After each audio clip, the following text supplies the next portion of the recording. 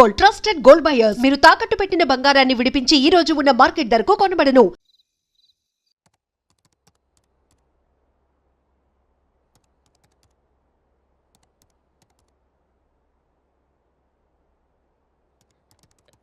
రామ్, భోజనం వడ్డించమంటారా?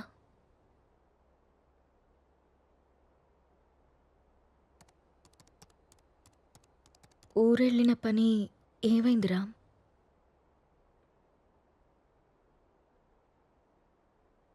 ఊరెళ్తున్నానని అబద్ధం ఎందుకు చెప్పావు రామ్? నేను చూశాను రామ్, నువ్వు ఎవరో అమ్మాయితో వెళ్ళడం. లీనా అంటే తనేనా రామ్?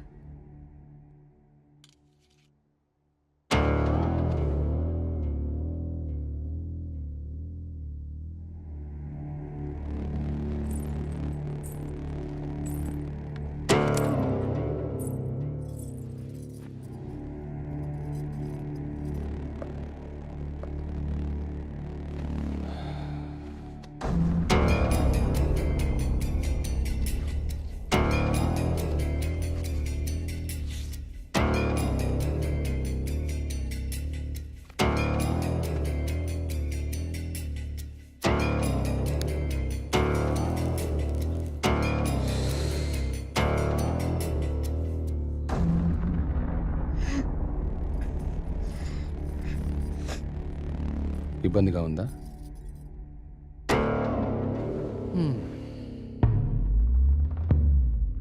ఇలా అబద్ధాలాడి ఊరికెళ్ళడాలు, నా ఇష్టాన్ని సంతోషాన్ని దాచుకోవడాలు నాకు ఇబ్బందిగానే ఉంది. లీనా నా గర్ల్ ఫ్రెండ్. 1 year నుండి అఫైర్ నడుస్తుంది. రాముణ్ణి కాదు, మగాన్ని. సీత, నా ప్రపంచం చాలా పెద్దది, నీ ప్రపంచం చాలా చిన్నది. నీ ప్రపంచంలోకి నువ్వు నన్ను లాక్కోవాలనుకోవడం చాలా తప్పు. నా చుట్టూ ఉన్న అందాలతో పోల్చుకుంటే నిన్ను చూస్తుంటే నాకు అసహ్యం వేస్తుంది. నాకు మాత్రం నువ్వు తప్ప వేరే ప్రపంచం తెలీదురా. సీత, దేవుడు ప్రత్యక్షమైతే వరాలు కోరుకోవాలి కానీ ఎప్పటికీ మన పక్కనే ఉండాలని ఆశపడకూడదు. నువ్వు ఒక అనాథవి. పెళ్లి చేసుకుని ఇంత మంచి జీవితాన్ని ఇచ్చాను, ఉండడానికి ఇల్లు, సొసైటీలో పేరు అన్నీ ఇచ్చాను. ఇప్పుడు నువ్వు అనుభవిస్తున్న ఈ ఆస్తి, ఈ హోదా అన్నీ నిన్ను పెట్టిన భిక్ష. అలాంటి నువ్వు నన్ను ప్రశ్నించడం మొదలు పెడతావా? ఇక ఆపేద్దాం.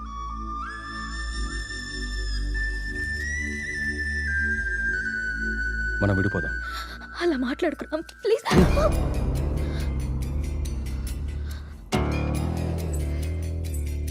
రామ్, వద్దు, నువ్వొద్దు, నీ అతి ప్రేమ అసలే వద్దు. నా ఆనందానికి హద్దులు గీసేది నాకు అసలు ఏదీ వద్దు. బాగా ఆలోచించ సీత. చేసుకున్న పాపానికి నీకు ఆప్షన్ ఇస్తా. ఈ ఇల్లు మొత్తం నీకే వదిలేసి నేనే బయటికి వెళ్ళిపోతా. నెల నెలా ఖర్చులకు డబ్బులు కూడా పంపిస్తా. నా కూతుర్ని నాకు వదిలేసి రామ్ మాజీ భార్యగా హ్యాపీగా బ్రతికే.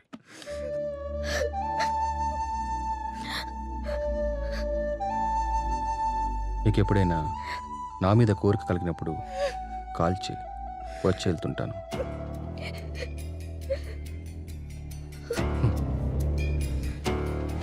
నువ్వెక్కడాగవో తెలిసింది సీత.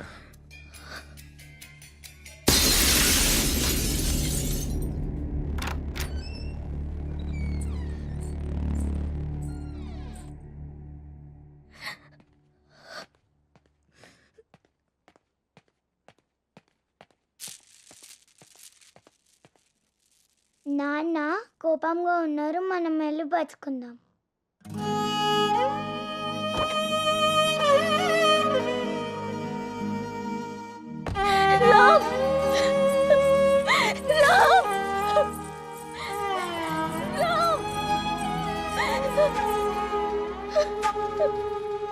ఒక్కటి మాత్రం నిజం, నువ్వు లేకుంటే చస్తానను, కానీ నీ చచ్చేదాకా నీ తోడుంటాను. It's my promise.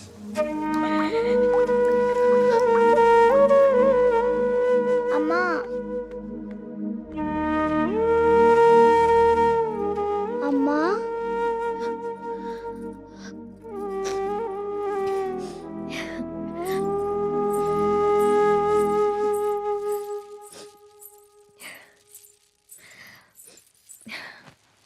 అప్పుడే లేచిందా నా బంగారు తల్లి? ఏంటమ్మా అలా ఉన్నావు? ఏం లేదు. నాన్న ఎక్కడికి వెళ్ళారమ్మా? అమ్మా నిన్నే. ఆడుకో. మరి స్కూల్? ఈరోజు స్కూల్కి వెళ్ళొద్దు. స్నానం చేయించి రెడీ చేస్తాను, ఓకే. సరేనా? సరే. నీకు వాటర్ టబ్లో బబుల్స్ వేసి స్నానం చేస్తాను, ఓకేనా? వావ్.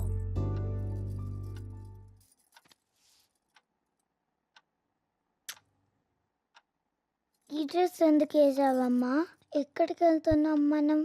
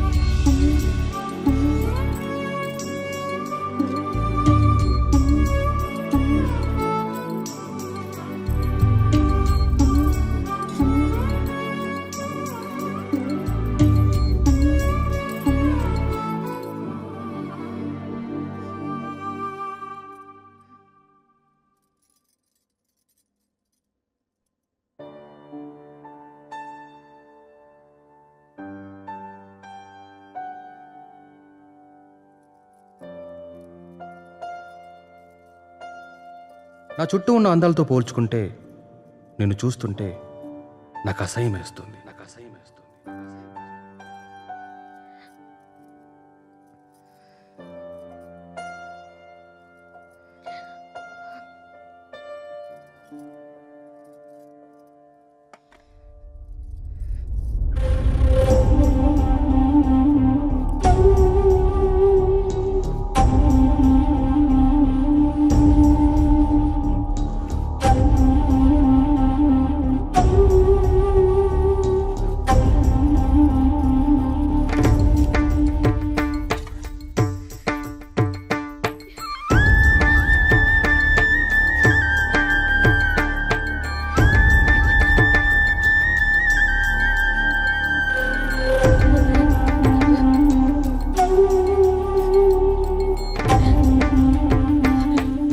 అమ్మా ఆకలి.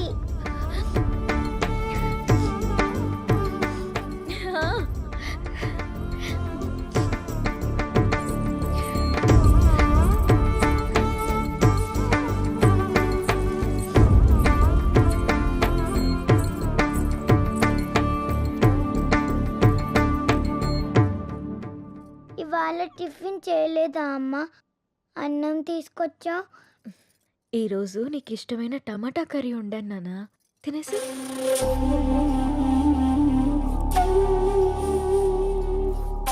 చేదుగా ఉందమ్మా, బాలేదు. బానే ఉంది నాన్న, తిను. కావాలంటే ఒకసారి నువ్వు తిని చూడు.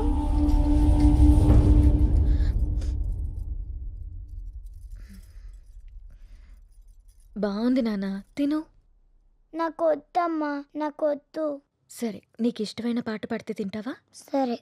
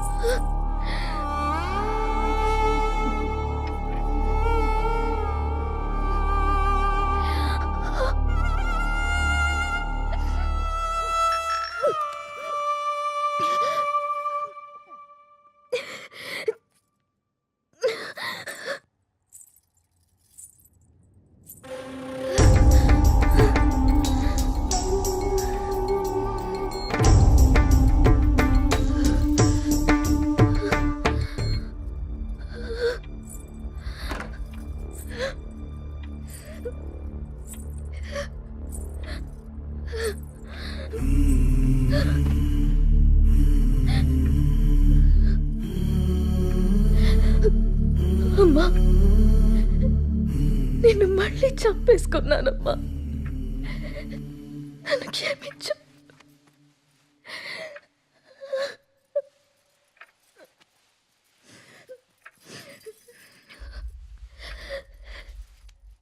లాలీ లాలీ లాలీ లాలీ పచ్చోరా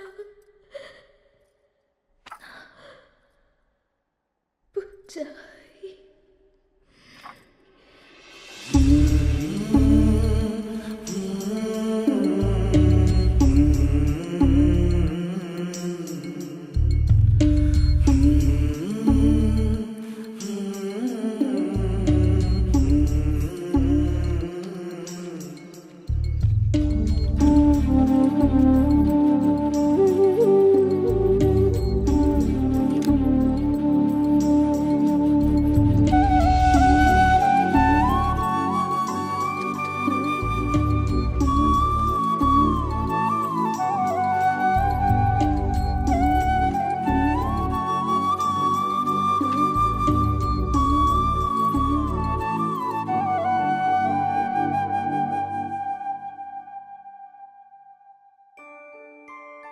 అంజలి గీతిక ఇద్దరు చాలా క్లోజ్ ఫ్రెండ్స్. అంజలి చనిపోయిన దగ్గర నుంచి గీతిక చాలా డల్ అయిపోయింది. వాళ్ళ మదర్కి కూడా ఈ విషయం చెప్పి జాగ్రత్తగా చూసుకోమన్నాం. కానీ గీతిక ఇంకా నార్మల్ కాలేకపోతుంది. నేనొక్కసారి గీతికను కలవచ్చా? ష్యూర్. ఇప్పుడు వాళ్ళకి ప్లే అవర్. అదిగో అక్కడుంది. ఓ థ్యాంక్ యూ మ్యామ్. ఇంతకు మీరు అంజలికి ఏమవుతారు? మామయ్య.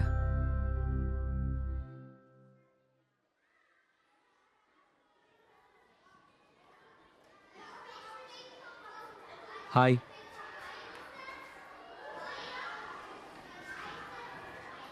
నా పేరు విక్రాంత్. నీ పేరేంటి?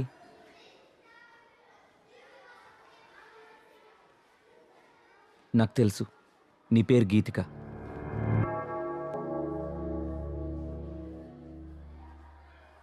అంజలి ఎలా ఉంది?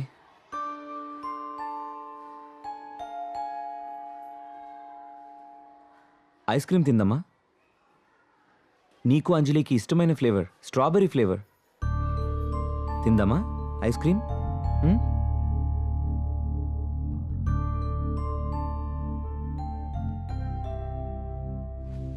యాజ్ ఎ పారాసైకాలజిస్ట్గా నేను మీకు కొన్ని విషయాలు చెప్పాలి.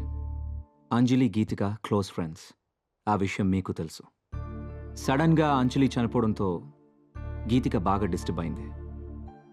కానీ మీరు మాత్రం తనే మర్చిపోతుందిలే అని వదిలేశారు. చనిపోయిన అంజలి ఆత్మ కూడా గీతికని మిస్ కావడం మొదలుపెట్టింది. అందుకే అంజలి గీతికకు కనిపిస్తుంది. తన చేతిలో చేపట్టుకునే తన ఫ్రెండ్ని తనెందుకు టచ్ చేయలేకపోతుందో అటు అంజలికి ఇటు గీతికకి అర్థం కాక ఆ చిన్న పిల్లలు వాళ్ళ కోసం ఓ చిన్న ప్రపంచాన్ని ఏర్పరచుకున్నారు. ఆ ప్రపంచంలో వాళ్ళిద్దరే ఉంటున్నారు. ఈ డైరీ చూడండి, మీకే అర్థమవుతుంది.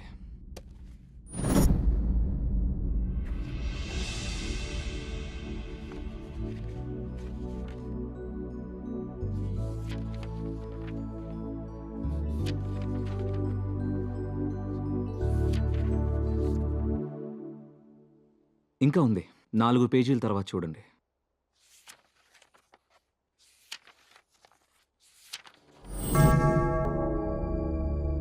ఈరోజు డిసెంబర్ 8th, అంజలి బర్త్డే. అంజలి గీతికని ఎక్కడికి తీసుకెళ్తానని రాసిందో నాకు అర్థం కాలేదు. బట్ యు డోంట్ వరీ, అంజలి రాత్రిపూట మాత్రమే గీతికకు కనిపిస్తుంది.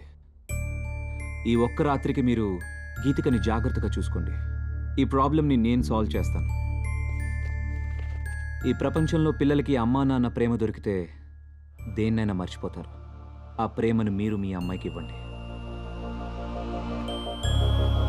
బాయ్ గీతిక.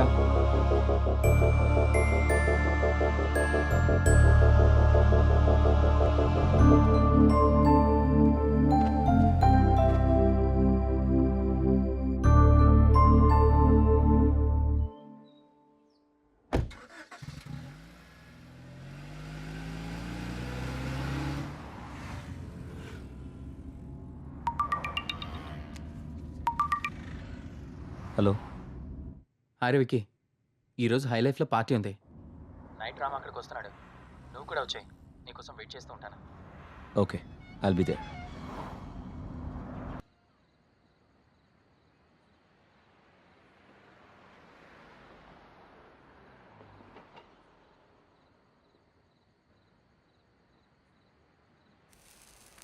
మీరు లైఫ్ని బాగా ఎంజాయ్ చేస్తారనుకుంటా.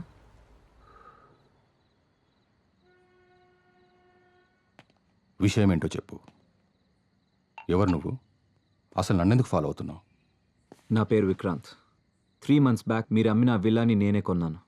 విల్లాకు సంబంధించి నీకేమైనా ప్రాబ్లం ఉంటే వెళ్ళి ఏజెంట్తో మాట్లాడుకో. నా ప్రాబ్లం విల్లా కాదు సార్, మీరు. వాట్?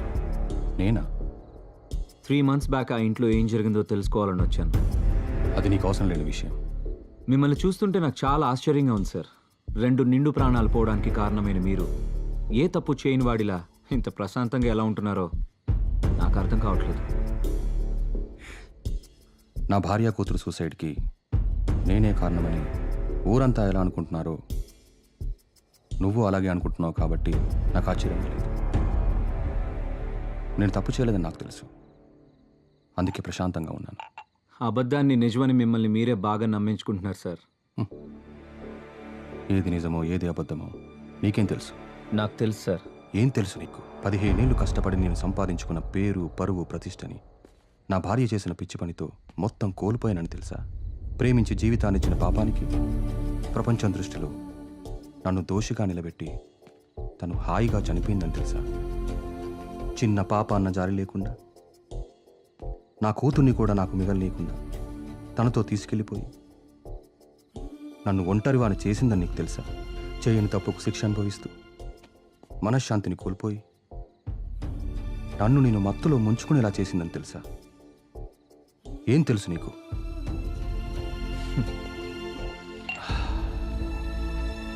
ఆనాడు రాముడు కూడా చేయని తప్పుకి సీతను శిక్షించి తానే ఒంటరిగా మిగిలిపోయానని కుమిలిపోయాడు సార్. మిమ్మల్ని చూస్తుంటే అదే గుర్తొస్తుంది.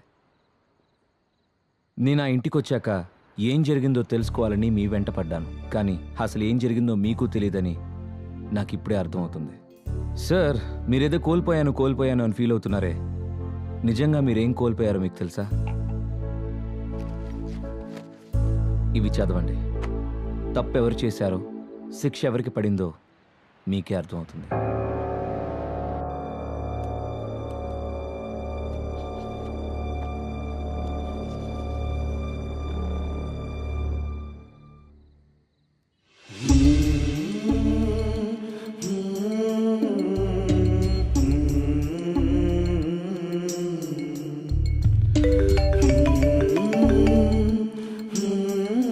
నాన్న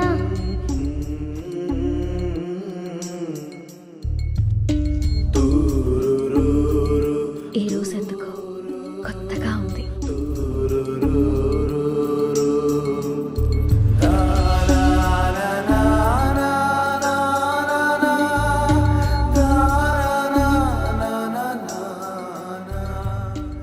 అవి సీత తన కోసం రాసుకున్నవి, అందుకే తను డైరీ రాస్తుందన్న విషయం మీకు ఇప్పటిదాకా తెలీదు. కానీ ఇది మాత్రం మీకోసం రాసింది. తన మీద ద్వేషంతో మీరు ఆ ఇంటిని వదిలేశారు. ఒక్కసారి ఓపిగ్గా వెతికి చూస్తే మీకు ఇది దొరికేది. రామ్, నాకు నిశ్శబ్దం అంటే ఇష్టం. నీ శబ్దం అంటే ఇంకా ఇష్టం. ప్రపంచంలో నాకంటూ ఎవరూ లేనప్పుడు నువ్వే నా ప్రపంచమై వచ్చా. నీ ప్రేమతో తోడై నిలిచి నా జీవితానికి వెలుగిచ్చా. నాకు నిన్ను ప్రేమించడం తప్ప ఇంకేం తెలీదు రామ్. క్షమించు రామ్. నీ కూతుర్ని నీకు వదిలే అన్నావు. నమ్మకం లేదు రామ్. నువ్వు తేలిపోతున్న ఆకర్షణ వలయాల్లో పడి నా కూతురు మరో సీత కావడం నాకిష్టం లేదు. అందుకే నాతో పాటు తీసుకెళ్తున్నాను. కోరిక కలిగినప్పుడు చెప్తే వస్తానన్నావు. ప్రేమతో నువ్వు వచ్చి పిలిచినా పలకలేని తీరాలకి వెళ్ళిపోతున్నాను.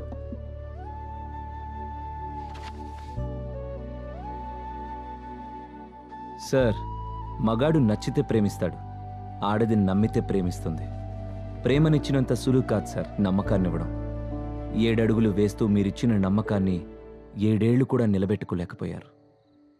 చచ్చేదాకా తోడుంటానని చెప్పారు సార్ మీరు మీ సీతకి. కానీ తను మాత్రం మిమ్మల్ని చనిపోయాక కూడా ప్రేమిస్తూనే ఉంది. అర్థం కావట్లేదు కదా సార్ నేను చెప్పేది?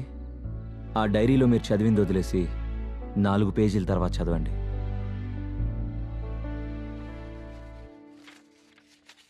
తప్పు చేశాను అనిపిస్తోందిరా. నిన్ను మార్చుకునే ప్రయత్నం చేయకుండా ఆత్మహత్య చేసుకుని తొందరపడ్డానేమో అనిపిస్తుంది. ఆ రోజు నువ్వు నన్ను వదిలి వెళ్ళిపోయాక నా జీవితంలో ఇంకేం మిగలేదనిపించింది. నీ చూపుల్లో ప్రేమనే తప్ప అసహ్యాన్ని, ద్వేషాన్ని చూస్తూ బతకలేననిపించింది.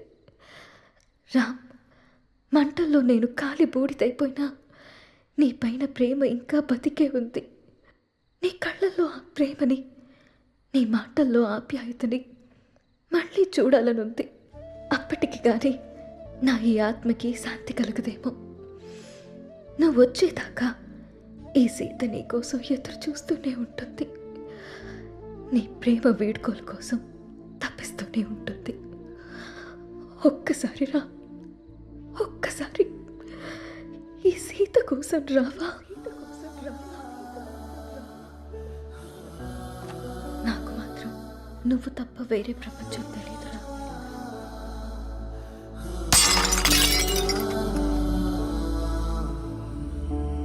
యాక్చువల్గా మా నాన్న అమ్మిన ల్యాండ్లో కట్టిన ఇల్లు సార్ అది. పుట్టబోయే నా మేనకోడలికి బహుమతిగా ఇవ్వాలనుకున్నాను. ఆ ఇంట్లో ఏదో జరుగుతుందని తెలిసి నా ఇల్లు దక్కించుకోవాలని వచ్చాను. కానీ నాకంటే మీకే ఆ ఇల్లు అవసరం. ఈరోజు డిసెంబర్ 8 మీ పాప పుట్టినరోజు. మీరు వస్తారని ఆశగా ఎదురు చూస్తున్న మీ పాపని, ప్రేమగా ఎదురు చూస్తున్న మీ సీతని కలుసుకోవడానికి మీ అంజలి పుట్టినరోజు కంటే మంచి సందర్భం ఏముంటుంది సార్? మిమ్మల్ని బాధ పెట్టాలనో, మీరు తప్పు చేశారని నిందించడానికో నేను మీ దగ్గరికి రాలేదు. వాళ్లతో కలిసి ఉండమని మాత్రమే చెప్పడానికి వచ్చాను.